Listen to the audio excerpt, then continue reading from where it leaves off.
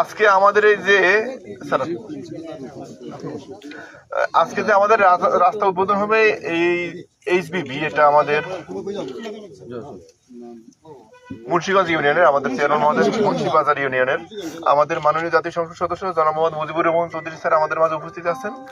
প্রধান অতিথি হিসেবে উপস্থিত আছেন আমাদের এই অত্র ইউনিয়নের চেয়ারম্যান মহোদয়, উপস্থিত আছেন আমাদের জেলা বিএনপি সদস্য জনাব দুরুদ আহমদ, উপস্থিত অন্যান্য বিএনপি নেতৃবৃন্দ, আমাদের সাংবাদিক বৃন্দ, মুরব্বীরা, সবাইকে আসসালামু আলাইকুম।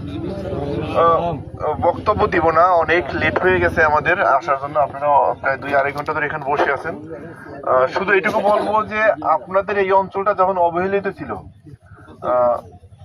অনেক মানুষ কান্নাও করছে শুনছি। আমাদের এমপি স্যার এসে উদ্যোগ নিয়েছে যে যখন যেটা হবে সেটা, এবং সবার আগে এই পতনুসার, এই মুন্সিগঞ্জ, মুন্সিবাজার যেখানে যেটা বাকি ছিল ওইটা কিন্তু সবার আগে হাত দেওয়া হয়েছে। আমাদের অসংখ্য খাল হবে, অসংখ্য রাস্তা তৈরি হবে, কিন্তু আপনাদের সৌভাগ্য যে আপনারা সবার আগে পেয়েছেন এবং বাকিগুলো হয়ে যাবে।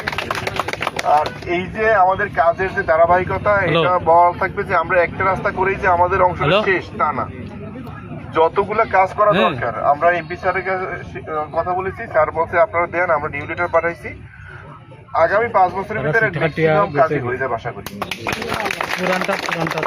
রাতারাতি 1-2 দিনে পাবেন না, একটা সরকার যার বয়স হলো মাত্র 2 মাস একটা বাচ্চা কিন্তু হাঁটতেও পারে না, সেক্ষেত্রে কিন্তু আমরা অনেক বেশি পাইছি এবং আশা রাখি আমরা আমাদের ভবিষ্যতে ভালো হবে ইনশাল্লাহ।